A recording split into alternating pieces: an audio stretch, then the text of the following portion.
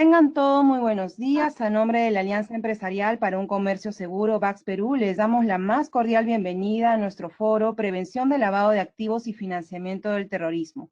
A continuación, vamos a dar pase a la señora Paula López, jefe de afiliaciones del capítulo VAX Perú, quien nos brindará unas breves palabras para dar inicio al presente evento.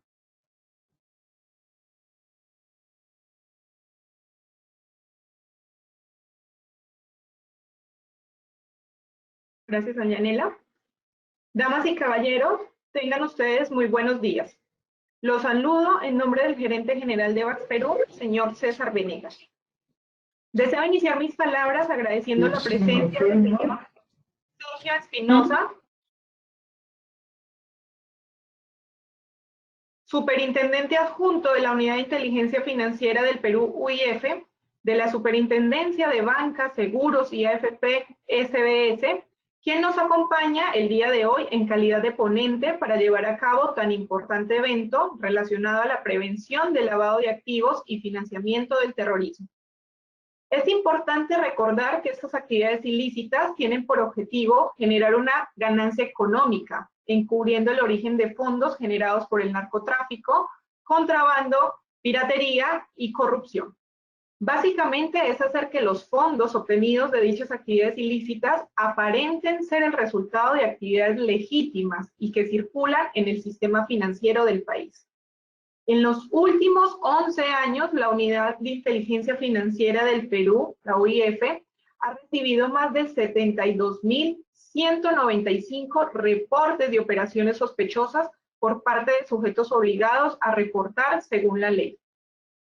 Esta situación genera efectos perjudiciales no solo para la economía del país, sino también para el desempeño y crecimiento del sector empresarial, entre los cuales tenemos la competencia desleal, el debilitamiento de la integridad de mercados, la distorsión de la moneda y tasas de intereses, la pérdida de la reputación organizacional. Con esta breve introducción y sin más preámbulo, les doy la más cordial bienvenida al foro Prevención del Lavado de Activos y Financiamiento del Terrorismo, solicitándoles que la información proporcionada sea compartida con los colaboradores de sus organizaciones y a su vez sea motivo de reflexión. De esta manera, doy por inaugurado el evento. Muchas gracias.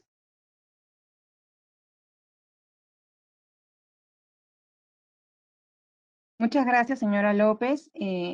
Como parte del desarrollo, quiero comentarles que esta mañana nos acompaña en calidad de ponente el señor Sergio Espinosa, superintendente adjunto de la Unidad de Inteligencia Financiera del Perú, de la Superintendencia de Bancas, Seguros y AFP SBS, cargo que viene desempeñando desde el 2009 y ejerce el cargo también de vicepresidente y secretario técnico de la Comisión Ejecutiva Multisectorial contra el Lavado de Activos y Financiamiento del Terrorismo, CONTRALAF, cuyo objetivo es coordinar y planificar acciones de prevención ante estos ilícitos y a su vez realizar el seguimiento a la implementación del Plan Nacional contra el Lavado de Activos y Financiamiento del Terrorismo.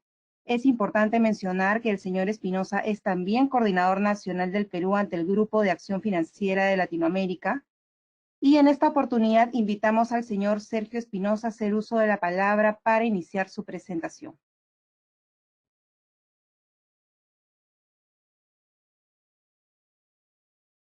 Señor Sergio, le menciono igual que su audio está apagado. Parece que el micro está silenciado. Ahora sí, perdón. Perfecto. Ya Gracias. estoy viejo para estos asuntos tecnológicos, pero muchas gracias y buenos días y gracias por la invitación y la oportunidad de dirigirme a todos ustedes. Quiero empezar agradeciendo precisamente esta oportunidad y en segundo lugar deseándoles a todos que se encuentren bien y que se encuentren ustedes y sus familias a salvo en estas circunstancias tan complicadas desde el punto de vista de la salud y desde el punto de vista económico también. Estamos ingresando a una nueva etapa en el contexto en el que nos encontramos como país y como región, y un poco la idea de esta conversación la hemos tratado de enfocar en ese sentido, en la idea de contar un poco qué cosa es lo que hace la UIF, pero además qué cosa es lo que estamos haciendo ahora y qué cosa puede pasar en el futuro inmediato cuando esta situación se empiece más o menos que a normalizar. Vamos a hablar un poco de lo que es la prevención y la detección del lavado de activos y el financiamiento del terrorismo. En primer lugar, como una aproximación a lo que hace la Unidad de Inteligencia Financiera del Perú y lo que hace también básicamente cualquier unidad de inteligencia financiera en cualquiera de los países de América o del mundo, para después ver algunas especificidades ya propias nuestras, ¿no es cierto? En primer lugar, una precisión que siempre, aunque repetida, es útil de tener en cuenta. Que cuando uno habla de la prevención del lavado de activos y como se dijo hace un momento nomás, vinculado sobre todo a narcotráfico, corrupción, evasión tributaria y otros delitos fuentes del lavado de dinero, pero uno también cuando habla de la prevención y la detección y de las unidades de inteligencia financiera, habla también del financiamiento del terrorismo, ¿no? Y países como el Perú, pero también otros de la región como Colombia, tienen una particular experiencia en la lucha contra estos fenómenos que no nos son ajenos, sino que se han presentado y se presentan también en nuestras jurisdicciones. Entonces, cuando las empresas o actividades que están designadas por la ley para hacer las veces de sujetos obligados a reportar a la UIF, hacen esa labor de analizar operaciones y de reportar operaciones a la UIF, hay que tener en cuenta que lo hacen desde el punto de vista de encontrar operaciones sospechosas de lavado, pero también eventualmente operaciones sospechosas de financiamiento de terrorismo. ¿Qué es esta vinculación? Por una razón bastante simple. ¿Por qué esta vinculación? Una razón doble, pero no menos importante, que es que normalmente los canales que se utilizan, los canales financieros, económicos, los conductos por los cuales el dinero se mueve, dirigiéndose a hacer lavado o dirigiéndose a financiar una actividad o acto u organización terrorista, son los mismos, ¿no? Los canales financieros, desde el punto de vista estricto de la palabra, pero también desde el punto de vista amplio, los canales económicos de las actividades que no son estrictamente de intermediación financiera. Entonces, esta primera precisión es útil para irnos adentrando en lo que son nuestros temas. La UIFB analiza los reportes de operaciones sospechosas que recibe de ustedes, de los sujetos obligados del sector privado, también del sector público, pero los sujetos obligados son fundamentalmente el sector privado, desde el punto de vista de operaciones que puedan ser vinculadas, que presuntamente tienen alguna vinculación con el lavado de activos o el financiamiento de terrorismo. Una aclaración también que resulta conveniente hacer en este momento. Cuando un sujeto obligado, cuando una empresa bancaria, una casa de cambios, un notario, una agencia de aduanas, una inmobiliaria, cualquiera de las actividades que están señaladas en la ley como obligadas a reportar a la UIF, hace un reporte, no está haciendo una denuncia, ¿ya? Cuando cualquiera de ustedes hace un reporte a la UIF, no está diciendo yo creo que este señor es un lavador, yo creo que este señor es un narcotraficante, o que es un terrorista o su financiador. Lo que está diciendo simplemente es que esa operación o esas operaciones que ustedes reportan no tienen los elementos suficientes para encontrarle una explicación lógica desde el punto de vista legal o económico a la operación que han hecho a través de la empresa suya, ¿no? En ese sentido, lo que hacen es resaltan una operación que destaca por inusual y la reportan porque después de haber sido analizada no le han encontrado ninguna explicación lógica que descarte la preocupación que ustedes tenían. Hecha esta aclaración, entramos ya a cuáles son los roles específicos de la UIF en el caso, además, de Perú. En primer lugar, el que les he dicho, ¿no? Realizamos lo que se llama la investigación financiera sobre la base de las operaciones que son reportadas por la extensa lista de sujetos obligados a reportar que está contemplada en la ley peruana, que incluye algunos de los que les he mencionado: agencias de aduanas, sociedades agentes de bolsa, bancos, AFP, seguros, inmobiliarias, vendedores de autos, casas de cambios, martilleros públicos, notarios. La lista es muy grande, pero también incluye al sector público, a los gobiernos regionales, a algunas empresas del Estado y a los supervisores del Estado cuando en su labor de supervisión toman conocimiento de una operación que puede ser sospechosa.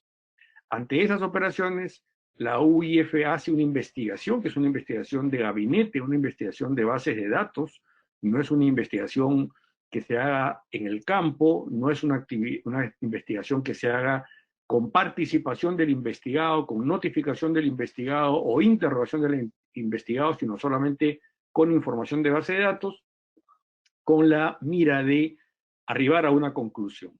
La conclusión es, ¿hay un potencial caso de lavado de activos o financiamiento del terrorismo o no lo hay? Si no lo hay, el tema queda ahí, pero si lo hubiera, se emite un informe llamado de inteligencia financiera que se dirige al Ministerio Público. Normalmente a las fiscalías especializadas en lavado, que es un subsistema del Ministerio Público encargado de recibir estos informes. En algún caso, los informes de la UIF pueden ir a otro tipo de entidades.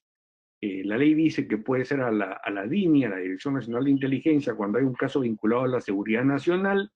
Hemos tenido, por ejemplo, casos vinculados a espionaje, lo que se conoce como traición a la patria por venta de información militar, que se ha trabajado con las áreas de inteligencia de los institutos armados a través de la DINI, y también colaboramos con las investigaciones del Congreso de la República, que nos piden información, y ustedes saben que una comisión investigadora del Congreso tiene las mismas facultades legales que un juez en ejercicio, ¿no es cierto?, en cuanto al acceso a la información. Ahora, esa es una parte, ese es un brazo de lo que nosotros hacemos que se puede llamar, o que nosotros le llamamos el análisis operativo. Pero también hacemos lo que se llama en la comunidad global el análisis estratégico, que no en el análisis de operaciones concretas reportadas, sino en la investigación sobre la base de variables más grandes, normalmente económicas, sobre la base de estadísticas, sobre la base de información de un sector económico o de una región del país.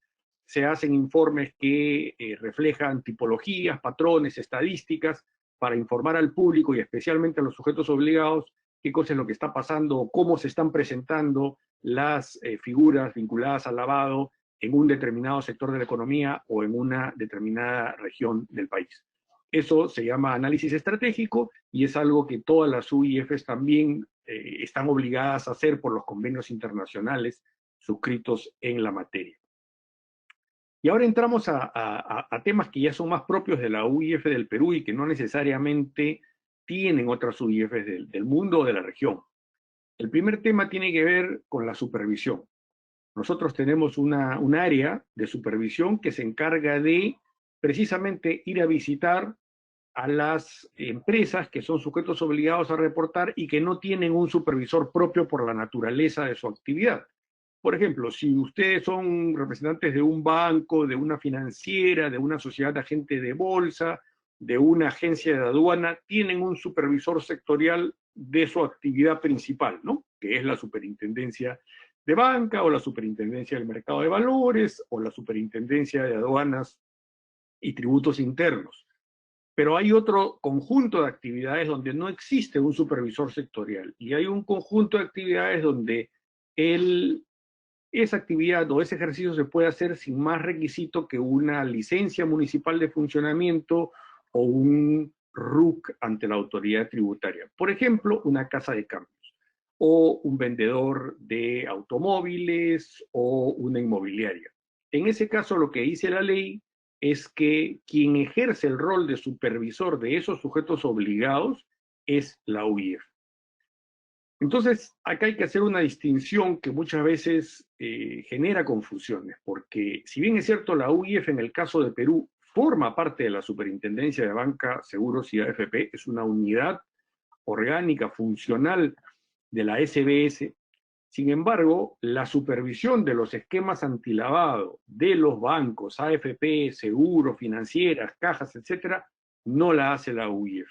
La UIF hace el análisis de los reportes de operaciones sospechosas recibidos de esas entidades, pero la supervisión de si sus sistemas de prevención funcionan bien, regular o mal, no la hace la UIF, sino las hacen las áreas de supervisión de la Superintendencia Adjunta de Riesgos o, en su caso, de la Superintendencia Adjunta de Cooperativas de Ahorro y Crédito. Después, tiene también asignada la función de regular, ¿no? La Superintendencia de Bancos, Seguros y AFP en Perú regula a los sectores que están bajo supervisión. Pero a raíz de una reforma del año 2012 también está encargada de aprobar todos los reglamentos sectoriales en materia de prevención antilavado y antifinanciamiento de terrorismo para todos los sectores que son obligados a reportar, notarios, todos los que hemos estado mencionando. El único sector que no es regulado en esta materia de prevención antilavado por la SBS es el sector de valores, que es regulado directamente por la propia Superintendencia del Mercado de Valores, SEBV. Entonces, hay un rol de regulador que se ejerce en coordinación con las áreas correspondientes de la superintendencia, pero donde la UIF tiene un rol fundamental. Otro que no está que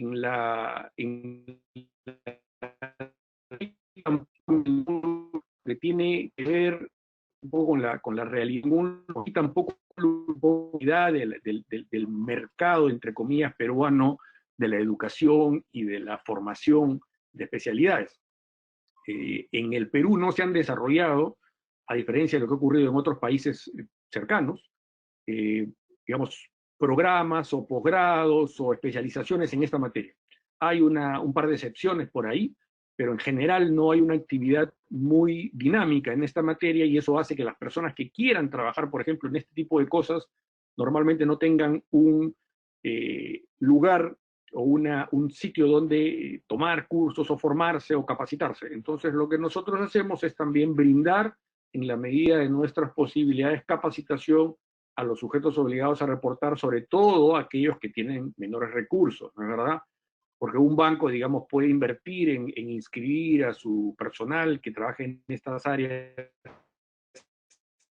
en cursos especializados, más o menos caros, pero si uno es una notaría o una empresa más pequeña, pues de repente no tiene cómo financiar eso, tiene áreas de prevención que son mucho más pequeñas y ahí entramos nosotros a tallar, brindando capacitación gratuita. Tenemos también un rol en materia de determinar o tratar de determinar la licitud o ilicitud del origen de fondos cuando estos son retenidos a la entrada o salida del país. Ustedes saben que al entrar al Perú les van a preguntar, antes le entregaban siempre, ahora les preguntan si tienen algo que declarar y les dan un formato de la SUNAT. En ese formato figura una pregunta que dice si usted lleva dinero en efectivo. Y la ley peruana dice que no se pueden llevar más de $30.000 o su equivalente en efectivo. Se tiene que declarar si se lleva más de 10.000, pero más de 30 está prohibido. Y si lo hace, hay una diligencia de retención de ese dinero y se da cuenta de eso a la UIF, que tiene que pronunciarse sobre la presunta licitud o ilicitud de los fondos retenidos. Después también hacemos congelamiento administrativo de fondos, tanto en materia de las resoluciones del Consejo de Seguridad de Naciones Unidas. Ustedes saben, o si no lo saben todos, se los comento, el Consejo de Seguridad de las Naciones Unidas tiene dentro de sus funciones el determinar las listas de las personas u organizaciones vinculadas al terrorismo a nivel global. Caso típico, ISIS, Al-Qaeda, ¿no es cierto? Y si ustedes entran a la página del Consejo de Seguridad, van a encontrar ahí listados nombres de organizaciones jurídicas, de personas jurídicas, pero también de personas naturales. Y todos los estados que son parte de las Naciones Unidas están obligadas a verificar esas listas para ver si en su sistema económico se encuentran fondos de ellos y, si fuera el caso, congelarlos administrativamente. Entonces hay una ley que regula cómo se hace ese congelamiento, donde la UIF toma parte.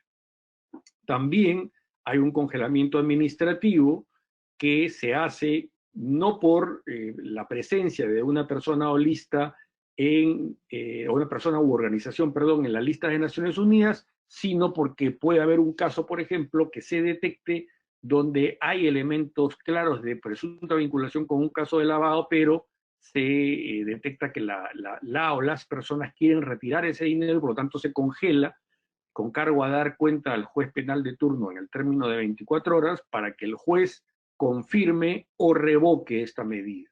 De manera que es una medida bastante novedosa, bastante audaz, que ha tenido mucho resultado en nuestro país, que no es muy extendida a nivel internacional y que no deja tener el mecanismo de garantía para los ciudadanos porque interviene el juez penal, que es el que finalmente convalida la medida administrativa o la revoca si cree que no hay elementos suficientes para este congelamiento. También tenemos como función el ser parte de la Comisión Ejecutiva Antilavado de Activos, que existe desde el año 2011, que empezó presidiendo la PCM, la Presidencia del Consejo de Ministros, y ahora preside el Ministerio de Justicia, y nosotros somos la Secretaría Técnica de esa comisión y también la vicepresidencia, nosotros la UIF me refiero. Y es importante porque es en ese foro donde se trabaja todo lo que tiene que ver con los planes nacionales antilavado y con las estrategias y las evaluaciones de los riesgos antilavado. Perú ya tiene desde el año 2010 dos evaluaciones nacionales de riesgo en materia de lavado y dos planes nacionales antilavado y financiamiento de terrorismo, y estamos en este momento en la tercera generación de ambos ejercicios a través precisamente de la CONTRALAF, la Comisión Ejecutiva Multisectorial contra el Lavado. Y somos la contraparte en la Comunidad Global para el Intercambio de Información en el llamado Grupo Egmont. El Grupo Egmont es una organización internacional que reúne más de 160 UIFs del mundo y donde las dos metas principales de esa organización son el intercambio rápido y eficiente de información entre UIFs y el ayudarnos mutuamente para que las UIFs de menor capacidad aprendan, se desarrollen, recojan las mejores prácticas y avancen hacia un nivel de eficiencia mayor. Perú ha sido muy activo desde hace unos años en el Grupo Egmont. Hemos presidido el Grupo Egmont del año 2015 al 2017. Perú hace la representación de las UIF y en este de hablamentos Perú representa la hispana en el Grupo Egmont. Ahora vamos a ver en una gráfica que vamos a pasar un poco rápido todo lo que yo les he expresado hasta este momento, ¿no? Esta es una gráfica que revela cómo es que esto funciona. La UIF la van a ver en el medio de la pantalla relacionándose con los sujetos obligados a reportar a través de los reportes de operación sospechosa que recibe, pero también la supervisión de aquellos sujetos obligados que no tienen supervisor propio. Tiene una relación con el mapa del Perú, se refiere a las demás entidades públicas que ejercen supervisión sectorial en alguna área de la economía y con las cuales se intercambia información. Tiene relación con las UIFs de todo el mundo y con las cuales se intercambia información a través de una red encriptada de muy dinámico funcionamiento, donde se puede recibir información en semanas, información que si usaran los canales, digamos, legales, formales, internacionales, podría demorar meses.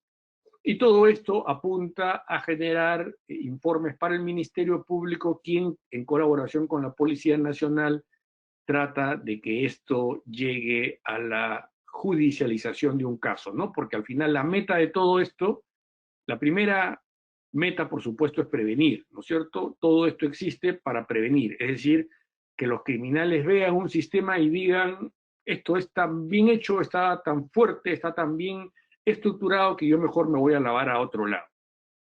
Eso no existe en ninguna parte del mundo, ni el país que tiene el mejor sistema de prevención puede evitar completamente el lavado. Entonces, cuando el lavado se da, ya pasamos al siguiente, la siguiente columna de todo el sistema, que ya no es prevenir, sino es detectar la operación, y para lo cual los sujetos obligados son el agente fundamental encargado de detectar la operación inusual, analizarla como sospechosa y hacer el reporte correspondiente a la UIF. Una vez que se ha detectado y si existen los elementos correspondientes, entonces pasamos al tercer pilar, que es la justicia penal o la represión penal, y donde las metas concretas son dos.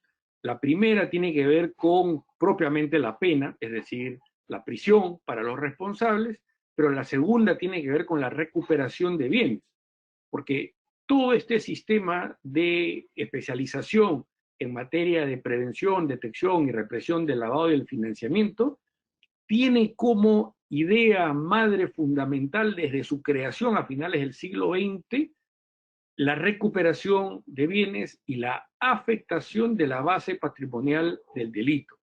¿Qué quiero decir yo? Todos ustedes saben que uno de los grandes problemas de nuestros países es que los delincuentes van a la cárcel, pero en la cárcel siguen delinquiendo, ¿no es cierto? Y muchas veces siguen dirigiendo sus organizaciones porque las organizaciones siguen vivas y siguen teniendo recursos económicos con los cuales continuar su actividad delictiva. Entonces la meta de todo esto no solamente es, y yo diría que ni siquiera principalmente es meter gente presa, sino sobre todo recuperar bienes y activos y afectar la capacidad económica de una organización criminal de seguir trabajando.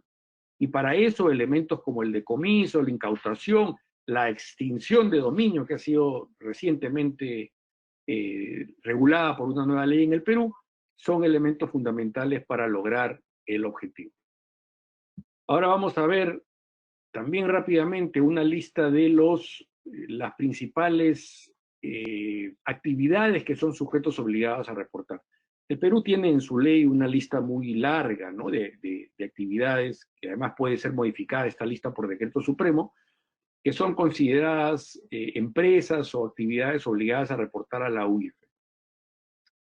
Por supuesto, cuando uno piensa en este tema del lavado, y sobre todo si alguno ha visto películas o series, estas que ahora están muy de moda, uno piensa pues en los bancos y en las empresas financieras, ¿no? Pero en el mundo de realidad, la vulnerabilidad y la importancia de los sistemas de prevención en las actividades no financieras es un tema que ha cobrado mayor y mayor importancia en el curso de los años, ¿no? La actividad inmobiliaria, por ejemplo, la actividad de juegos, los notarios, que son como los peajes por los que pasa una, son como los serie de actividades económicas de los ciudadanos y que por lo tanto toman conocimiento de información en el momento que puede ser muy importante para una investigación financiera. Ellos también son sujetos obligados a reportar. Y en la columna de la izquierda, todo esto está en la normativa, por supuesto, están las entidades públicas encargadas de la supervisión de los sistemas de prevención. Ustedes van a ver que en las dos primeras filas aparece la superintendencia repetida, y esto es porque la superintendencia tiene hasta 3 canales de supervisión de los esquemas antilavado de las empresas obligadas a reportar. El primer canal es el tradicional, el histórico, que tiene que ver con bancos, seguros y administradoras de fondos de pensiones, y que se ejerce a través de la Superintendencia Adjunta de Riesgos, donde hay un área de riesgos de lavado. También está el caso de las cooperativas de ahorro y crédito, que tiene una superintendencia adjunta y donde también hay un área encargada de la supervisión de los esquemas antilavado de este tipo de empresas cooperativas, ahorro y crédito, no cualquier cooperativa. Y finalmente existe la UIF, que también es un área de la superintendencia, pero que hacemos supervisión de aquellos que no tienen un supervisor propio, ¿no? Y ahí hay algunas de los ejemplos, como son los notarios públicos, las cooperativas de ahorro y crédito de menor tamaño que siguen siendo supervisadas por la UIF directamente, y otras actividades como las inmobiliarias, las casas de cambio, vehículos, martilleros, mineras, etcétera, ¿no? Esto para que sepan que hay una actividad bastante amplia de lo que se denomina supervisión en materia de prevención. La meta de la supervisión es ver que haya sistemas de prevención armados en funcionamiento eficaces, ¿no es cierto? Yo, si soy un sujeto obligado a reportar, yo estoy obligado a tener un sistema de prevención en práctica. El tipo de sistema que estoy obligado a tener varía de qué tipo es, en función a qué tipo de sujeto obligado soy. Evidentemente no es lo mismo ser un banco que tiene, recibe y analiza millones de transacciones al día, que ser pues un vendedor de autos, donde de repente yo voy a ver a un cliente solamente una vez en mi vida que fue a comprar un auto de la marca que yo represento y nunca más. Y por lo tanto mi capacidad de tener información sobre él es una capacidad limitada a la lógica de la actividad que yo hago. Pero sea la actividad que sea, en materia de prevención antilavado, es obligatorio tener un sistema de prevención en ejercicio y siempre hay un supervisor que puede ir a visitarlos, que puede pedirle información y que eventualmente puede multarlos si es que no tienen este sistema armado, o si este sistema estando armado está incompleto, está en funcionamiento, simplemente está, digamos, pintado en una pared, pero no funciona en realidad. Ahora, ¿por qué les estoy diciendo esto? Porque quiero que sirva eso como puente para entrar a un tema que es importante en estos últimos meses o años en el Perú y en el mundo, que es la relación que existe entre el sistema de prevención antilavado y financiamiento de terrorismo, que es lo que hemos estado hablando hasta ahora, y que en el Perú existe desde el año 2003, a este modelo de prevención creado por la Ley de Responsabilidad Administrativa de las Personas Jurídicas. Les voy a contar un poco en qué consiste esta ley para ver después las diferencias del sistema tal como estamos en esta lámina. En primer lugar, esto nace de la decisión del Perú ya hace varios años de suscribir la convención de la OECD, la Organización para la Cooperación y el Desarrollo Económico, en la Convención Antisoborno Internacional que tiene la OECD. Si bien es cierto, Perú no es parte de la OECD, tiene una solicitud para integrarse que está en marcha hace algunos años también, pero no es requisito ser miembro de la OECD para adherirse a esta Convención Antisoborno. Una de las condiciones para que un país se adhiera a esta Convención Antisoborno es tener una ley que regule la responsabilidad de las personas jurídicas, ¿no?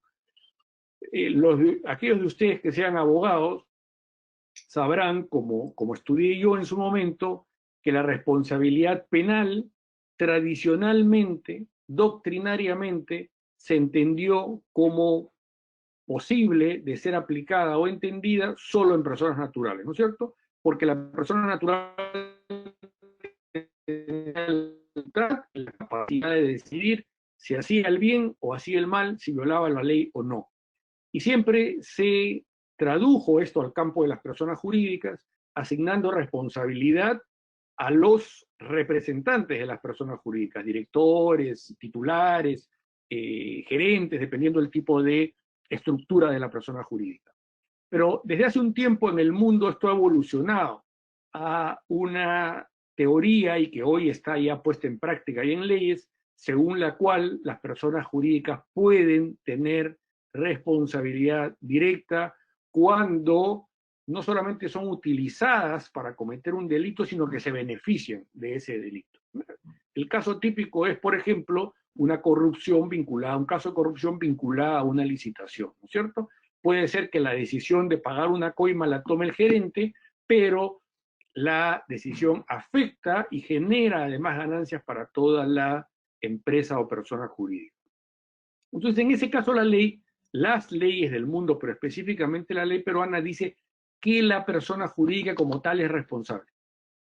Y eso es lo que la Convención Antisoborno pedía legislar. El Perú lo ha legislado en varias capas, ¿no es cierto? Empezamos con una ley que decía que solamente había responsabilidad de las personas jurídicas por un delito, que era el delito de cohecho transnacional, que era lo mínimo que pedía la OECD, pero después esto se ha extendido en el tiempo y hoy día hay responsabilidad de las personas jurídicas en la ley peruana por 5 tipos delictivos de corrupción, pero también por lavado de activos y financiamiento de terrorismo.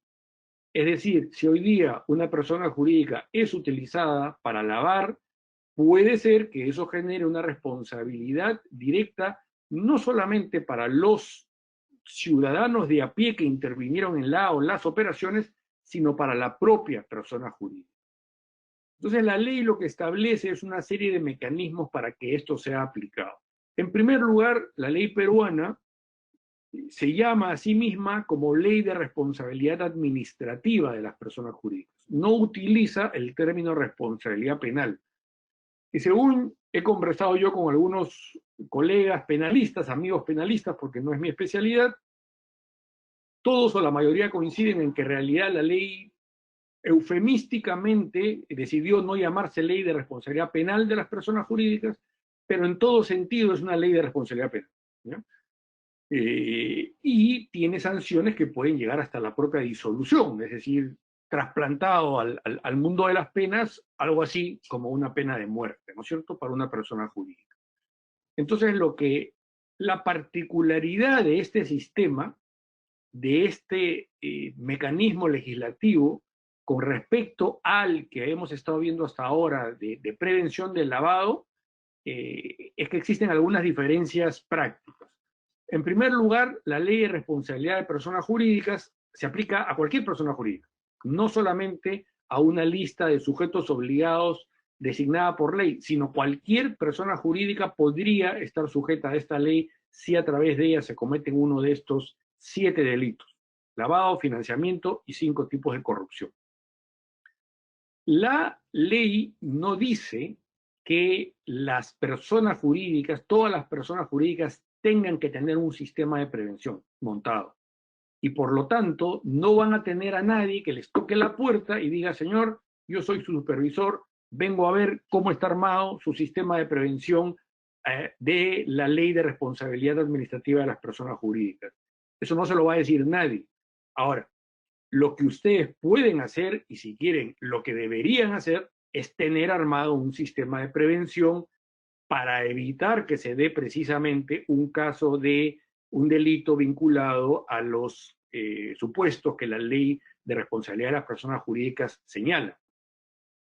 Si se trata de una empresa que, siendo persona jurídica, a su vez ya tiene un sistema de prevención antilavado, porque por ejemplo es un banco, o es un notario, o es una, bueno, notario no es el caso, pero si es una agencia de aduanas, o es una financiera, o es una inmobiliaria que ya tiene un sistema de prevención antilavado, la norma dice que una misma oficina o persona puede hacer ambas funciones, ¿de acuerdo? No tiene que armarse otra oficina independiente con otros roles, puede hacerse si así se quiere.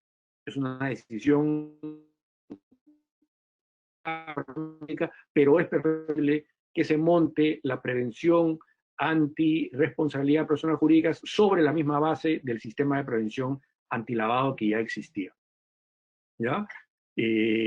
Ahora, yo decía, tener un sistema de prevención para esta materia de la ley de responsabilidad de personas jurídicas no es obligatorio, pero es un eximente de responsabilidad. Y acá viene lo interesante en la práctica, porque si ustedes son, por ejemplo, hoy día, vamos a poner el caso más común, un banco, ustedes van a tener un sistema de prevención antilavado armado y tienen un supervisor que periódicamente les pide información, hace informes de supervisión, les dice cuáles son los elementos que están fallando, cuáles son las observaciones, eventualmente los multa si hubiera algún problema con eso. Pero entonces, si hay algún supuesto después penal vinculado a eso, ustedes ya tienen toda una historia que demostrar de todas las acciones que se hicieron a nivel de la empresa o la persona jurídica para mitigar eventuales riesgos de ser utilizados para estos delitos. Pero si ustedes son una persona jurídica, digamos, que no está obligada a reportar a la UIF, ¿no?, y que ahora por esta ley están sujetas al sistema de responsabilidad de las personas jurídicas, y mañana se detecta el caso de que un vendedor de la persona jurídica pagó una coima por ganar una licitación, por ejemplo, del Estado, en ese caso, quien va a ir a hacer el análisis de si la persona jurídica tomó las medidas de diligencia necesarias para evitar que esto se genere, ya no va a ser una entidad administrativa como la superintendencia o la UIF o la SUNAT, sino va a ser el criterio, primero, del fiscal y segundo, cuando se resuelve el caso, del juez. Es cierto que la ley peruana incluyó un artículo por el cual se le asigna a la Superintendencia del Mercado de Valores, a la SMV, el rol de hacer un informe previo y ver, en el caso que esto ocurriese y que un delito se cometiera a través de una persona jurídica, la SMV tiene que ir y hacer un informe para el fiscal viendo si esta persona jurídica trabajó, desarrolló, estructuró, armó un sistema de prevención específica o no. Y este informe, en el sentido que sea positivo, obviamente, y que encuentre que había un sistema en funcionamiento en la persona jurídica, va a servir como eximente de responsabilidad penal siempre, y acá viene lo importante, siempre que el fiscal y eventualmente el juez así lo considere, porque la superintendencia del mercado de valores puede decir que, según ellos, la persona jurídica concreta tenía un sistema armado de prevención para no ser utilizada, por ejemplo, para actos de corrupción, y que el sistema al final era diligente, era lo suficientemente amplio y cubrió lo que tenía que cubrir, pero ese informe puede ser descartado por el fiscal, quien puede tener otro criterio. Entonces, al final, acá tenemos como criterio de decisión, no un criterio de una entidad administrativa, como existe en el sistema de prevención antilavado, sino de una autoridad de cumplimiento de la ley, que es el fiscal y que es el juez. Les voy a poner un ejemplo concreto de esto. Imagínense que ustedes tienen una empresa que le vende pues arroz a la Marina de Guerra del Perú, por dar un ejemplo cualquiera, ¿ya? Y dentro de su sistema de remuneraciones a los vendedores, ustedes le pagan un sueldo de 930 soles, el sueldo mínimo, pero les pagan comisiones de un porcentaje alto de la venta en caso de éxito. Ese mecanismo, si no está acompañado de manuales de prevención, de capacitación, de cultura de prevención, lo que está apuntando es a que un vendedor haga cualquier cosa para ganar la comisión. Porque además, si la comisión es lo suficientemente alta, da para compartir un poco de esa comisión. Entonces, un sistema de remuneraciones tiene que estar acompañado por un manual de procedimientos, por códigos de conducta, por una serie de elementos que le digan claramente, que le digan expresamente al vendedor: no está permitido cualquier método, no está permitida la venta a cualquier costo, sino que tiene que ser de acuerdo con la cultura de la empresa, las normas internas, la legislación nacional, etcétera, etcétera. Porque si no, no basta, si se, etcétera, etcétera. Porque no basta, si se da un delito, no basta que la empresa diga: yo no sé, fue el vendedor. No basta si la empresa no logra acreditar que hay una cultura estructurada detrás para prevenir, evitar y desalentar ese tipo de prácticas. ¿Por qué? Porque por la sencilla razón de que ese acto de corrupción beneficia no solamente a quien lo comete, sino beneficia también a la persona jurídica que está detrás. Y por lo tanto, si va a ser parte del beneficio, tiene que ser parte también de la prevención. Esto, seguramente van a haber preguntas sobre este tema porque es uno de los que más interesa, pero lo que yo quiero resaltar acá es la diferencia fundamental entre el sistema de prevención antilavado, que es obligatorio de tenerlo armado, y cuya validez o no es determinada por una autoridad administrativa, UIF, SBS, SUNAT, Ministerio de Comercio Exterior y Turismo para juegos, etcétera, de este sistema que no es obligatorio tenerlo armado, que uno puede optar por decir: yo no quiero tener nada, yo me la juego y después ya me la veré, pero no es obligatorio tenerlo armado, no es supervisable, nadie lo va a supervisar, pero el día que exista un delito y una investigación penal, va a ir primero la SMB y después el fiscal, y va a determinar si la persona jurídica hizo los esfuerzos necesarios para prevenir la ocurrencia de un delito. En esta lámina más o menos se refleja, yo en realidad con la lámina anterior me he adelantado a describir todo el sistema o las diferencias entre ambos sistemas, pero vamos a pasar rápidamente por este caso. En primer lugar, cuando uno habla de prevención antilavado, está pensando obviamente sí en los trabajadores de la propia empresa, pero fundamentalmente está pensando en terceros, ¿no es cierto? En el tercero que va a un banco con un maletín de $2 millones, como esas películas de Pablo Escobar y similares, voy y lo deposito en el banco para tratar de que eso entre a los canales financieros y lavarlo. Entonces, ¿de quién tiene que cuidarse el banco? La inmobiliaria, el casino, el notario, de un tercero que quiere lavar a través de esa empresa. Pero cuando uno habla, fundamentalmente también es fundamentalmente del tercero, pero también tiene que mirar a los trabajadores, a las contrapartes, a los proveedores de servicios que toma, etc. En el caso del modelo de prevención de responsabilidad de personas jurídicas, el foco es interno. es los trabajadores, ¿de acuerdo? Es ver que los trabajadores no tengan incentivos, no tengan, digamos, alineados ciertas ventajas para delinquir en beneficio propio de la empresa. Entonces tiene un foco distinto, es una mirada introspectiva hacia el interior de la empresa. En cuanto al informe previo, lo que les comentaba hace un rato, la ley de responsabilidad habla de un informe técnico de la SMB, pero no es un informe mandatorio para el fiscal o para el juez. El informe de la SMB puede decir que todo estaba bien y el fiscal y después el juez pueden decir, bueno, para mí no es así, para mí estaba mal y por lo tanto hay responsabilidad de la persona jurídica A, B, C.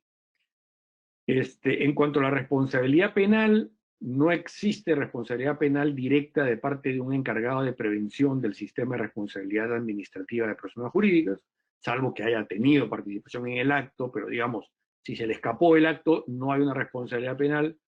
En el caso del sistema de prevención antilavado y financiamiento del terrorismo, sí contempla la ley penal la responsabilidad penal del oficial de cumplimiento por la omisión de comunicar operaciones sospechosas. Evidentemente esto va a operar, y hasta donde yo sé, no ha habido ningún caso en el Perú, pero va a operar cuando hay una negligencia grave, ¿no? O sea, cuando el oficial de cumplimiento es directamente cómplice de una operación de lavado o lo que se llama la ceguera voluntaria, ¿no? No ha querido ver para no reportar y en ese caso la ley peruana dice que hay una responsabilidad penal eventual. Después vamos a tratar de cubrir algunas de las cosas que hemos hecho durante la crisis del COVID. Yo había marcado 40 minutos que ya terminaron. Por favor, me avisan en qué momento tengo que parar porque yo puedo seguir hablando hasta después del almuerzo. Hacen una indicación. Sí, El mundo cambió a puede partir continuar. en el Perú, concretamente a partir del... Ya, me avisa entonces cuándo paramos.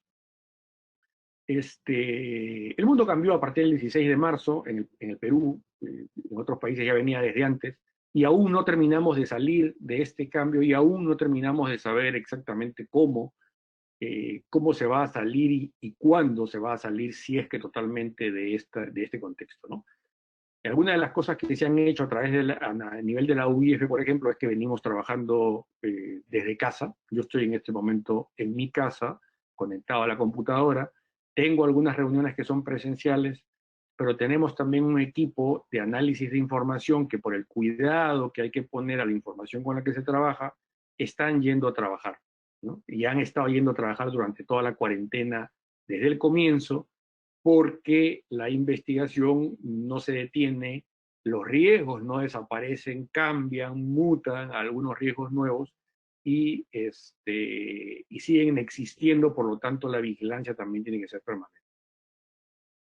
Se han suspendido los plazos para ciertas obligaciones que tenían que ser diligenciadas en estas épocas de cuarentena. Ahora se han ido liberando algunos de esos plazos a raíz de que hemos pasado a la etapa 2, ¿no es cierto?, donde ya hay algunas actividades operando y por lo tanto ya existe también la obligación nuevamente de enviar a la UIF operaciones sospechosas si es que las hubiera, si es que las detectaran de parte de ustedes, ¿no? Probablemente la actividad nuestra donde hay un reto mayor es la actividad de supervisión. Nosotros tenemos un equipo de supervisión que hace visitas in situ a las actividades, a las empresas obligadas a reportar a la UIF, y lo hace no solamente a nivel de Lima, sino a nivel de todo el Perú. Y esto, como ustedes supondrán, se ha visto detenido en todo este tiempo.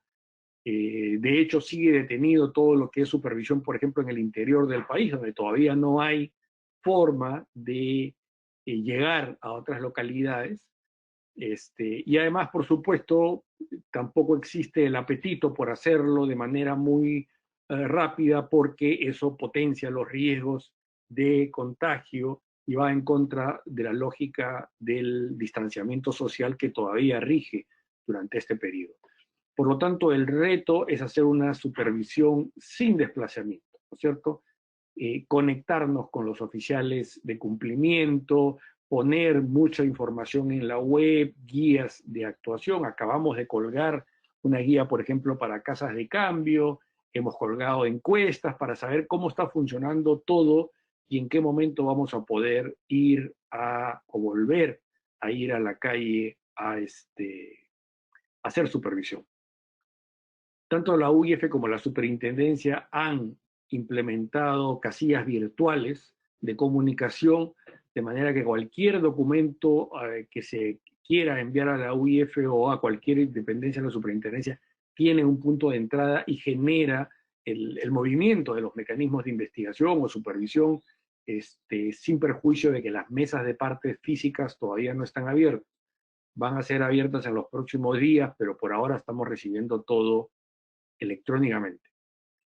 La participación en los webinars, ¿no es cierto? Este es un ejemplo, pero tenemos a esta misma hora hay un buen grupo de gente que está conectado a otra actividad de formación y de capacitación.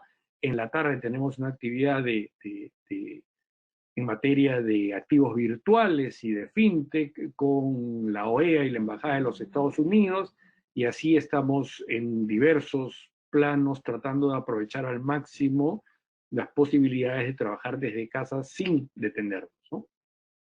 Se continúa también con lo que es la revisión de las listas del Consejo de las Naciones Unidas, el Consejo de Seguridad de las Naciones Unidas, y la publicación de estos resultados o estos hallazgos en el portal nuestro para que los sujetos obligados puedan cotejar y ver si encuentran una coincidencia.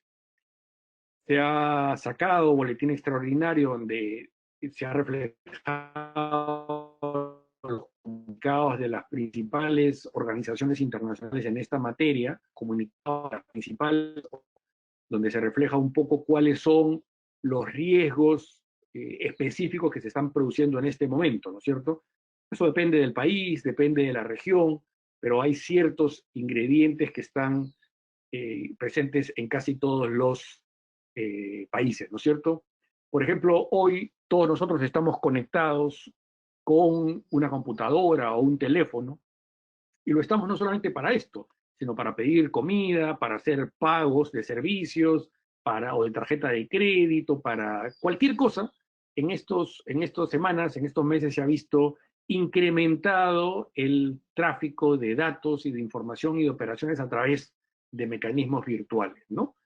Eso hace evidentemente más atractivo para los delincuentes la posibilidad de ciberdelitos o estafas a través de la web. Entonces, seguramente ustedes, como yo, he recibido muchos correos donde me piden, ingresa acá, o tu ID ha sido suspendido, necesito que ingreses en este link para poder reabrir tu cuenta y cosas por el estilo, que no son más que mecanismos de fraude para tratar de pescar en río revuelto y tratar de estafar a las personas de todo tipo que están haciendo sus actividades por la web. Hay también lo que es el tráfico ilícito de medicamentos o insumos médicos. Se han detectado casos, por ejemplo, de medicinas falsas o vencidas, o que se comercian sin la autorización correspondiente de la autoridad de salud, etcétera, y de personas inescrupulosas que se aprovechan de la coyuntura para hacer este tipo de comercio. Por otro lado, también tenemos el caso del aumento de corrupción, porque el Estado en sus diversas áreas se ve obligado a salir a comprar con urgencia, ¿no es cierto? No solamente medicinas, sino también elementos de protección, las máscaras, los guantes, el oxígeno, los respiradores, una serie de equipamiento que se necesita ya mismo, que muchas veces no se produce en el Perú y que puede generar corrupción por un lado, pero también puede generar estafa, porque hay casos No sé si al Perú, pues yo he visto casos en otros países donde al Estado se le ha vendido cosas que en realidad no existían, ¿no? Apareció un proveedor y le dijo, yo te consigo esto en no sé cuántas semanas, y al final desapareció y nunca le mandó nada y cobró el dinero. Entonces, en eso también hay que estar atentos. Y los esquemas Ponzi, que no son otra cosa que las famosas pirámides, ¿no? Gente que dice, yo te voy a hacer ganar dinero, invierte acá y te devuelvo tanto, y es mentira.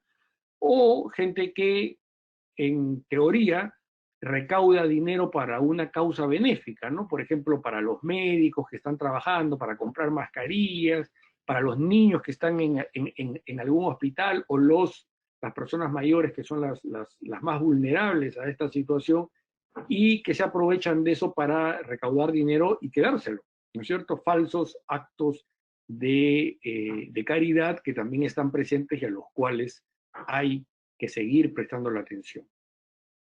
Por lo tanto, de parte de los sujetos obligados y de parte del Estado, lo que se está tratando de hacer es ser proactivos y darle una mirada especial a este tipo de situaciones, lo cual no quiere decir que otras cosas no ocurran o no sigan ocurriendo. Hay casos, por ejemplo, donde se ha detectado en África, sobre todo, un crecimiento de lo que es el tráfico de especies silvestres. ¿Por qué? Porque ese sector vivía mucho del turismo, y como ya no hay turismo, entonces la gente que antes vivía del turismo en esas zonas ahora está pues vendiendo animales o cazando animales para vender algunas partes de ellos, que ustedes saben se comercian en algunas partes, y por lo tanto hay un mayor riesgo vinculado a eso. No es tanto el caso de Perú, porque en el caso de Perú nosotros, digamos, sobre todo nuestra fauna en peligro está en una zona que hoy ha perdido contacto debido a las restricciones en el transporte, pero sí es claramente el caso en África, y también hay que darle una mirada, sin duda, ¿no? Hay que fomentar el uso responsable de los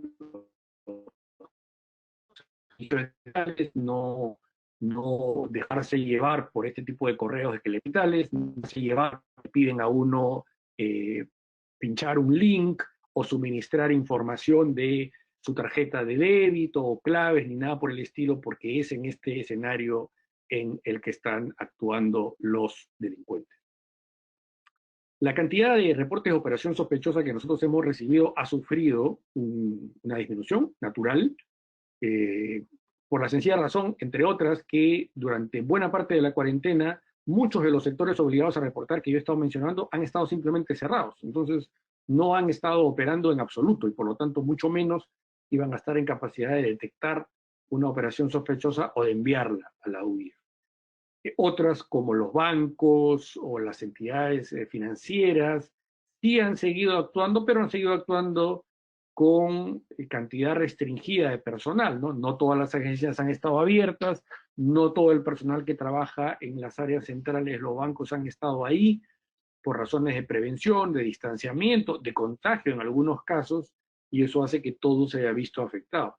Sin embargo, se han recibido sobre todo reportes presuntamente vinculados donde se cree hallar una vinculación con casos de corrupción actuales, y que lo estamos trabajando sobre todo con el Ministerio Público, con las Fiscalías Anticorrupción, pero también con las Fiscalías Antilavado y con el equipo especial de Lava Jato Odebrecht que tiene la Fiscalía y con la que se sigue trabajando, porque los casos esos siguen avanzando. Además, seguimos emitiendo comunicaciones, tanto los informes que son fruto de investigaciones propias, como respuestas a pedidos de información, que pueden venir de otras UIFs a través del grupo Egmont, pero también pueden venir de fiscalías, pueden venir de Congreso, cuando hay comisiones investigadoras, donde nos piden información y nosotros suministramos información, y eso se ha mantenido en marcha. Voy a terminar esta presentación con una breve referencia a lo que es el proceso de evaluación mutua de Perú. Así como la UIF de Perú es miembro del grupo Egmont, que es una organización global de UIFs, también el Perú es miembro de una organización regional que se llama el Grupo de Acción Financiera de Latinoamérica. el GAFILAT. El GAFILAT, a su vez, es miembro asociado de un grupo central en prevención del lavado, que es el FATF-GAFI, Grupo de Acción Financiera Internacional, que se ocupa, entre otras cosas, de aprobar los llamados estándares antilavado, que es un libro bastante grueso donde hay 40 recomendaciones antilavado, pero con un conjunto de desarrollos metodológicos sobre cómo implementar esas 40 recomendaciones.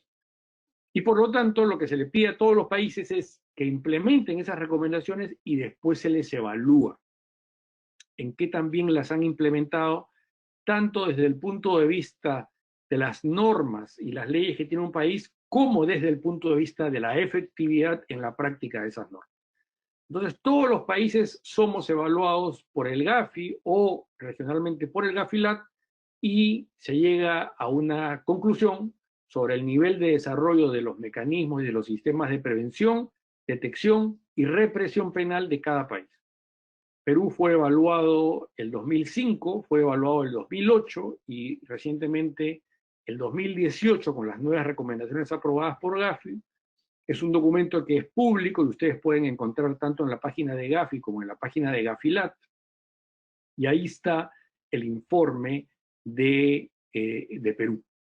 Este es un sistema de evaluaciones mutuas, lo cual quiere decir que nos evaluamos los unos a los otros. Para nuestra evaluación, por ejemplo, el equipo estuvo conformado por funcionarios que venían de Chile, de Panamá, de México, de Argentina y de Paraguay, donde había fiscales, había supervisores financieros, había gente de la UIF, digamos, un universo bastante variado. Hoy día está teniendo lugar, en estos momentos, sufriendo, por supuesto, por el contexto, pero están teniendo lugar las evaluaciones de Chile y de Paraguay. Y nosotros tenemos un rol, tenemos un miembro de la UIF que es parte del equipo evaluador de Chile también. Por eso es una evaluación mutua, porque es una evaluación entre pares que después, cuando se llega a un borrador final de evaluación, en un proceso que toma más de un año, y que termina en una asamblea plenaria de GAFILAT donde se discute y aprueba el informe de evaluación antes de hacerlo público, ¿no? Entonces ahí se refleja lo que son los logros y los no logros, los temas que no han podido ser desarrollados por cada uno de los países en materia de prevención, detección y represión antilavado. Las calificaciones son sobre la base de lo que se llama el cumplimiento técnico, es decir, las leyes que un país tiene sobre la materia, y por otro lado la efectividad. Para distinguir lo que es el cumplimiento técnico de la efectividad, el tema es muy simple. El cumplimiento técnico es la ley. Por ejemplo, si ustedes leen el Código de Tránsito en Perú, van a ver un mecanismo legal probablemente muy avanzado, muy moderno, muy bien pensado. Eso es cumplimiento técnico. Pero si uno sale a la calle a manejar, se va a dar cuenta que eso en la práctica no funciona o funciona muy poco. Eso es efectividad o falta de efectividad. Entonces, en el informe de evaluación se analiza tanto los desarrollos de un país en materia de las leyes que ha aprobado y reglamentado y puesto en funcionamiento, como el resultado obtenido en materia de efectividad. Esa es la recomendación, el mapa de resultados de Perú. El primer bloque de la parte alta son las recomendaciones, o sea, en tema de cumplimiento técnico y de leyes, el Perú tiene un estándar bastante alto, solamente tiene unas pocas recomendaciones que han sido parcialmente cumplidas, es decir, han sido cumplidas aproximadamente en menos de la mitad, pero la gran mayoría, más de 30 recomendaciones, tienen una nota favorable de cumplido o mayoritariamente cumplido. Por lo tanto, en términos de cumplimiento técnico y de leyes, Perú tiene uno de los resultados mejores en toda la región latinoamericana. De hecho, si no me equivoco, es el segundo resultado mejor después del de Uruguay, que se aprobó el año pasado. Pero en cuanto a los llamados resultados inmediatos, que tienen que ver con la efectividad y que se dividen en esos 11 criterios, no voy a entrar a un detalle de esto porque nos tomaría mucho tiempo, pero en cuanto a los resultados inmediatos tenemos, como pueden ustedes ver, dos bajos que están en rojo. que son aquellos vinculados a las personas y estructuras jurídicas, quiere decir el conocimiento del beneficiario final que está detrás de una persona jurídica, donde los evaluadores juzgaron que el resultado era bajo, y también el resultado inmediato 7 en procesamiento e investigación de lavado por la escasa cantidad de sentencias condenatorias, ¿no? Acá lo que se analiza no es cuántas investigaciones en marcha hay, sino cuántas han logrado el resultado de obtener un castigo al criminal.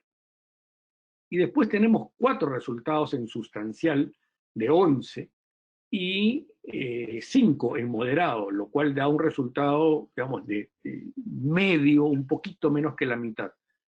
Y por supuesto en el informe, si ustedes tienen la oportunidad de leerlo, van a ver todas las recomendaciones que se derivan de ese informe que Perú tiene que desarrollar e implementar y en los cuales se está trabajando a través del nuevo Plan Nacional Antilavado en la Comisión Ejecutiva Multisectorial para, en el plazo de 5 años desde la evaluación, es decir, hacia 2023, se pueda llegar a un nivel mucho más alto de cumplimiento técnico, pero sobre todo de efectividad, ¿no?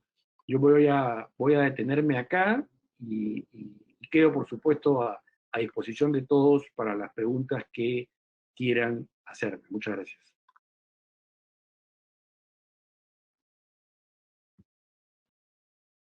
Muchas gracias, señor Espinosa, por tan importante contribución con las empresas asociadas del capítulo VAX Perú. Y a continuación, como lo mencionó, invitamos a todos los participantes a formular sus preguntas y utilizar exclusivamente el canal interno del chat, que está ubicado en la parte superior. Y se les recuerda también que no está permitido aún activar sus cámaras y micrófonos para el desarrollo del mismo.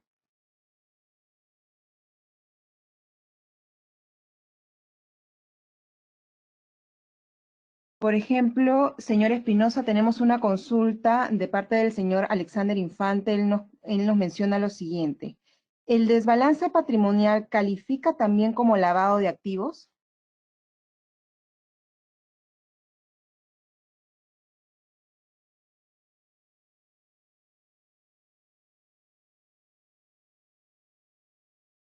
Gracias.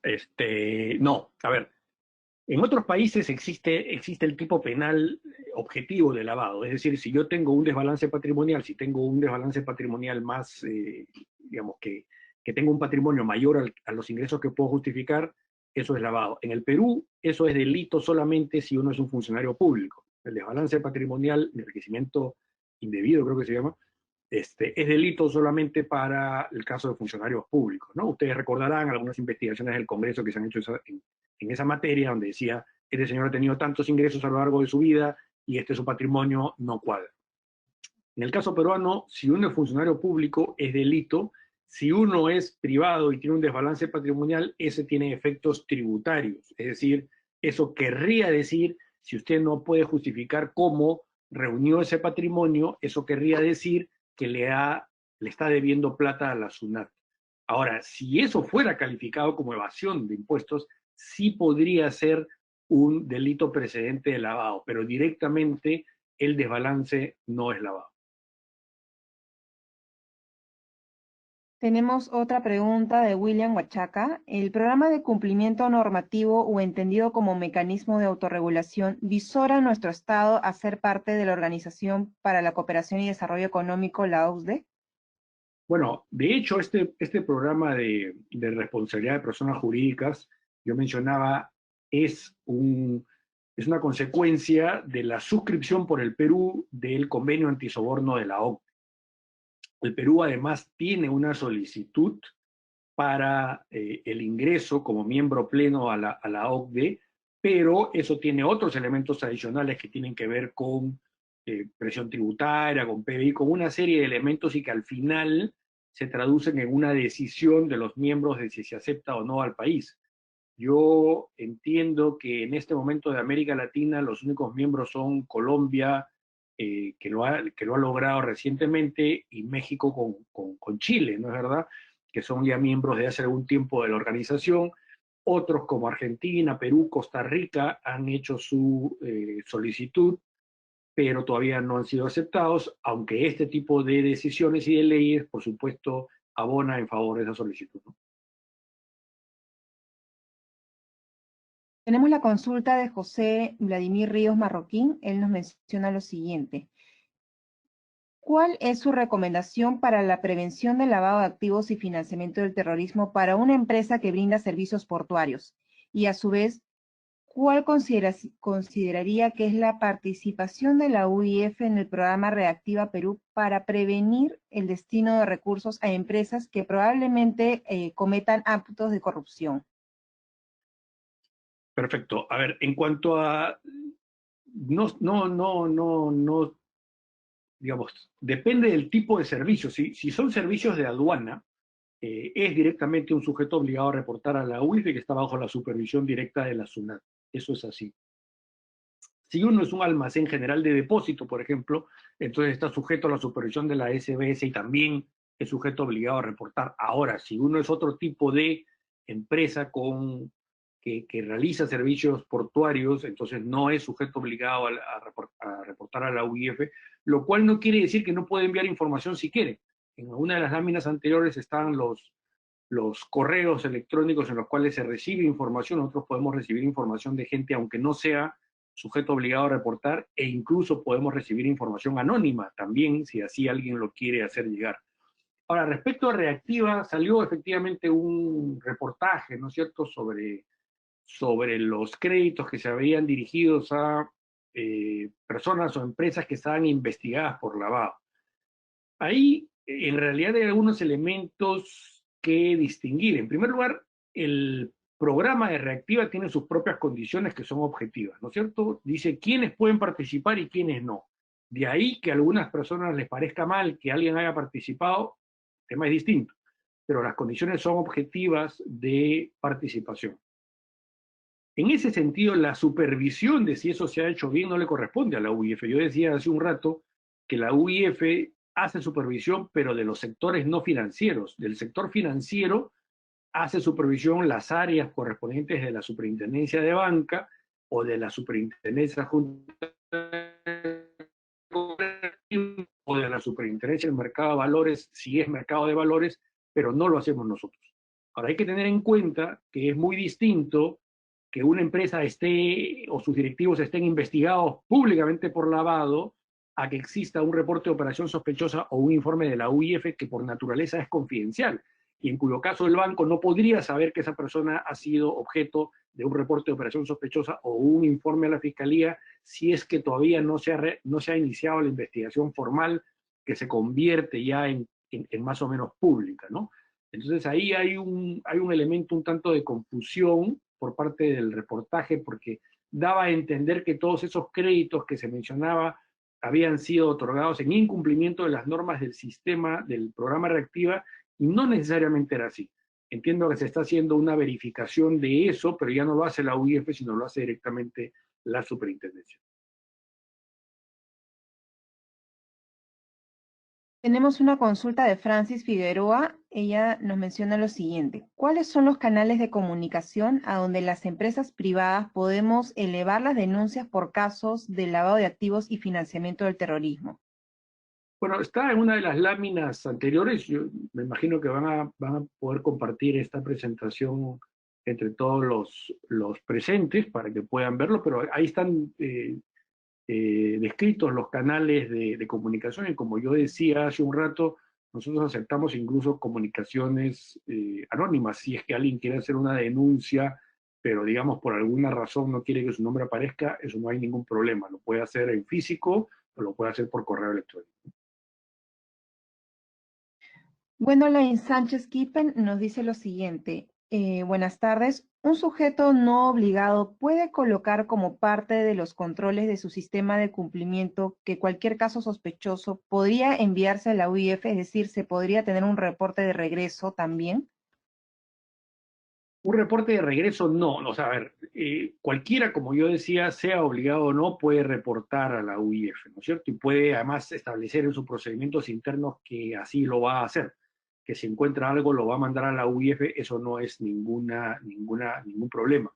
Lo que eso le va a generar es un cargo, no hay un reporte de regreso donde la UIF le vaya a decir qué pasó con su caso, porque lo que hace la UIF lo envía al Ministerio Público y es confidencial hasta que el Ministerio Público inicie una investigación formal. En tanto eso no ocurra, nosotros no le podemos decir a quien reportó qué pasó con su reporte, pero lo que sí van a tener es un cargo de entrega de la información a la UIF. Jaime Alayo nos consulta lo siguiente. Somos una empresa exportadora, tenemos oficinas también en el extranjero. ¿Tenemos en ese sentido la obligación de informar a la UIF de alguna actividad sospechosa realizada en alguna de las oficinas que están ubicadas en otros países? Bueno, ahí hay un tema de jurisdicción, ¿no? En realidad, eso a quien debería ser informado es a la UIF de ese país, lo cual no obsta a que si es visto de una manera agrupada y ustedes creen que también es parte de toda la empresa, y la empresa, por ejemplo, tiene domicilio de su oficina central en Perú, sí sería bueno que nos la manden a nosotros también, sin perjuicio de que se lo manden al país donde está ubicada esa otra oficina, pero la obligación principal es con el país donde está la oficina.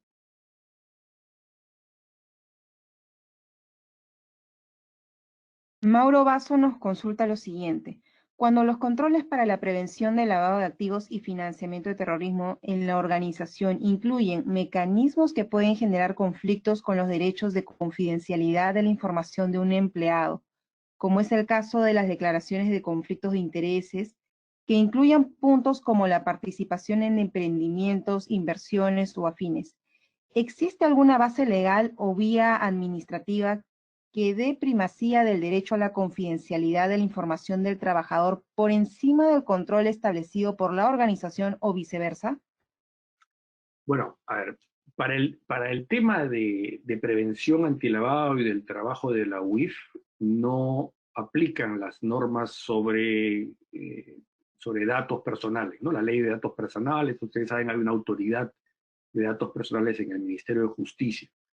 A la UIF no se le puede decir yo no te mando esto porque está cubierto con la ley de datos personales, porque justamente la ley contempla como una excepción al trabajo de la UIF. Internamente en una empresa, si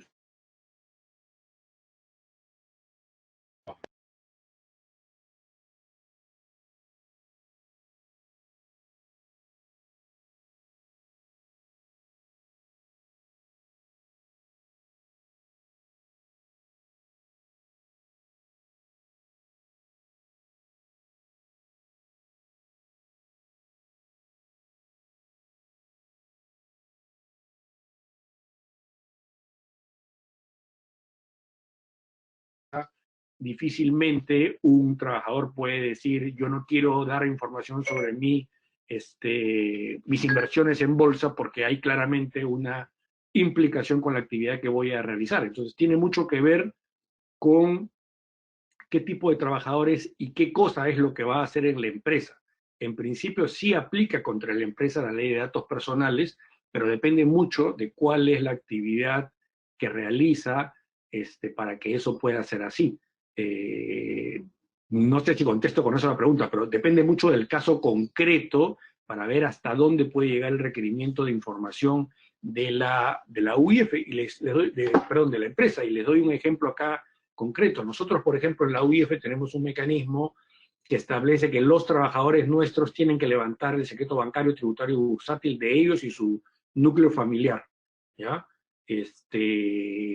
Obviamente alguien puede decir, yo no lo voy a hacer. Bueno, tú no lo vas a hacer, entonces te vas a trabajar a otro lado, ¿no es cierto? Entonces pueden ser también establecidos como requisitos de entrada siempre que no se violen derechos constitucionales. Carlos Alberto Chumpitazzi Álvarez nos menciona lo siguiente. ¿Es posible que una empresa sea usada en operaciones de lavado de activos o para financiar el terrorismo? ¿Qué medidas preventivas se podría adicionalmente tomar? En base también a qué medios se pueden realizar auditorías de segunda parte a nuestros asociados de negocio, que en este caso son para BACS, los clientes y proveedores, que nos garanticen actividades ilícitas. Claro, digamos, los mecanismos de prevención dependen mucho del tipo de empresa, ¿no? Yo decía hace un rato, no es lo mismo ser un banco que se relaciona de una manera más o menos permanente con un cliente de ser una inmobiliaria que probablemente le va a vender un departamento a una persona y nunca más la va a ver en su vida, ¿no? Entonces, cómo estructuro mis controles depende de qué tipo de empresa soy. Eso por un lado. Después hay otro tipo de mecanismos de ayuda. Por ejemplo, existen empresas que desarrollan estos modelos de prevención, existen otras empresas que certifican los modelos de prevención, una suerte de ISO, donde pueden ir y le dicen, usted ha desarrollado un sistema de prevención que cumple con todos los criterios de la ley y por lo tanto yo le otorgo una certificación de que esto es así. Todo eso suma y todo eso puede tenerse. No existe un, digamos, techo. Existe un piso, que es lo mínimo que pueden tener las empresas obligadas a reportar, pero después uno puede tener la auditoría interna tradicional, la auditoría externa, las certificaciones, el desarrollo de ISOs concretos para sus procedimientos. Todo eso es posible, depende hasta dónde la empresa quiera llegar. Recibimos estas dos últimas consultas. Una es de Edwin Rojas, que nos dice, para una empresa privada, ¿qué pasaría si no reporta actividades sospechosas por casos de lavado de activos y financiamiento del terrorismo en la UIF, aun si estas existen? Bueno, en primer lugar, hay que ver si es que esa empresa está obligada a reportar, porque como yo decía hace un rato, hay empresas perdón, o actividades que están obligadas a reportar y otras que no, ¿no? Entonces, si uno es, por ejemplo, no sé, pues a ver, ¿qué puedo imaginar? Una bodega y o un supermercado, y ustedes ven un caso de lavado de activos, pueden reportarlo si quieren, pero no están obligados, porque no están señalados por la ley como sujeto obligado a reportar a la UIF y por lo tanto no tienen un canal establecido con la UIF, no tienen un oficial de cumplimiento, no tienen un registro. Pero si lo tienen y no reportan una operación que han conocido, sí hay responsabilidad incluso penal. Eso obviamente va a depender del caso porque, como dice el dicho, pues después de la batalla todos somos generales. Entonces la operación que debió haberse reportado tiene que ser analizada con la información que en ese momento se tenía. Y de ese modo llegar a la conclusión si hubo una omisión o no hubo una omisión. Se puede analizar la responsabilidad de la empresa o del oficial de cumplimiento en función a información que puede haber salido años después, ¿no es cierto? Como algunos reportes periodísticos a veces hacen, que usan información que se conoció muchos años después para decir, y sin embargo, este era cliente del banco. Bueno, pero en ese momento no había la información para que el banco descartara a esa persona o empresa como cliente. Entonces, es importante tener en cuenta la información que tienen al momento de analizar una operación. Si esa información es suficiente para hacer un reporte de operación sospechosa y no lo hacen, hay una eventual responsabilidad penal. Y recibimos la última consulta, que es de Alexandra Rocha. La UIF trabaja de manera conjunta con los organismos supervisores, por ejemplo, en el tema de desvío ilegal de explosivos, la SUCAMEC, la policía o la fiscalía, si es que requieren información de ello. ¿Ustedes tienen conocimiento por la interoperabilidad de estas entidades? Bueno, nosotros trabajamos conjuntamente con diversas entidades, ¿no? En el modelo de Perú, nosotros compartimos sobre todo información con el Ministerio Público, no con la policía, por ejemplo. En otros países sí se comparte información directamente con la policía. Y trabajamos con cualquier entidad y tenemos convenios de cooperación y de intercambio de información con la SUNAT, la Contraloría General de la República, por supuesto con el Ministerio Público, con agencias del exterior también como la DEA y el FBI de Estados Unidos y otras UIF, ¿no es cierto? Y esa pregunta que ustedes me hacen es una de las claves, porque en realidad la interoperabilidad en el sistema público peruano es el gran reto. Yo diría que ese es uno de los dos grandes retos, que es que la información fluya a lo ancho de todo el Estado peruano, porque el Estado peruano vive sentado en muchísima información, pero no necesariamente esta llega donde tiene que llegar y en el momento que tiene que llegar. Y hay un reto ahí pendiente de construcción de cómo hacer que esta información esté organizada, esté disponible según los permisos correspondientes, pero no esté en nichos como a veces está ahora, donde cada entidad pública está sentada sobre su información sin querer compartirla, ¿no? Ese es uno de los grandes pendientes, en general de todos los países, pero para el caso concreto de Perú, Y el otro gran pendiente yo diría que es hacer investigaciones financieras cuando hay casos de delitos precedentes, ¿no? Por ejemplo, si ustedes ven en televisión que agarran una banda y sale con un cargamento de drogas, las armas, las granadas, la casa donde los encontraron, los vehículos que usaban. Pero la primera pregunta que se me ocurre a mí, bueno, ¿y quién financiaba todo esto? ¿Dónde está el dinero? ¿Dónde está? ¿Cómo se movió la plata de esto? Eso es hacer una investigación financiera y que debería hacerse por lo menos en todos los casos de delitos precedentes como narcotráfico, corrupción, etcétera, donde hay un volumen importante. El Perú tiene muchísimas sentencias en materia de corrupción, narcotráfico, delitos ambientales, pero no tiene investigaciones consiguientes derivadas de esas sentencias, que es el otro gran pendiente. Finalmente, y en nombre del señor César Venegas Núñez, que es el gerente general del capítulo VAX Perú, brindamos un cordial agradecimiento al señor Sergio Espinosa por su importante participación en calidad de ponente y la representación que da a la Unidad de Inteligencia Financiera, y a su vez por este tiempo destinado para responder estas consultas formuladas.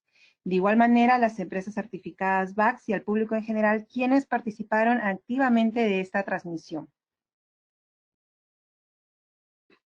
Perfecto, Queremos muchas gracias. pedir, gracias a usted, señor Espinosa, queremos pedir, si es que es factible, poder activar las cámaras de las personas que se han conectado el día de hoy para poder tomar una fotografía protocolar, que es lo que usualmente hacemos como parte de la evidencia, por así decirlo, que pide a veces VAX.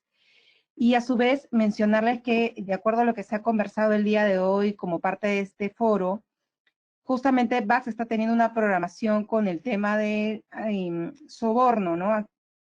Algunas buenas prácticas y cómo tener mecanismos para prevenirlo. En ese sentido, queremos invitar a todos nuestros participantes del día de hoy a que revisen nuestra página web. Igualmente se hace extensiva la invitación para que los representantes de la SBS y la Unidad de Inteligencia Financiera puedan participar. Son charlas gratuitas que se dan con el objetivo de poder concientizar y sensibilizar al personal. De esta manera estamos viendo que todos están activando su cámara. Invitamos por favor a que nuestro equipo de parte de comunicaciones de VAX Perú pueda tomar la fotografía protocolar con la presencia del señor Sergio Espinosa.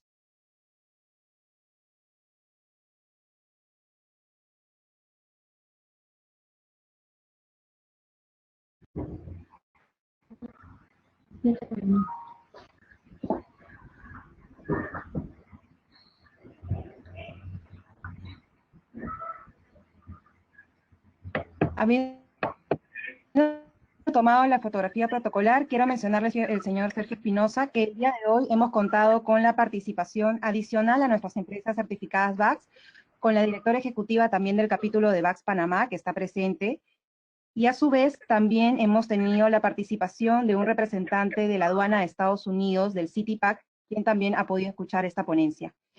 Con esto damos por concluido el día de hoy este foro, agradeciendo la participación de todos. Muchísimas gracias. Los esperamos en una próxima oportunidad y que por favor puedan completar nuestra encuesta para la mejora continua.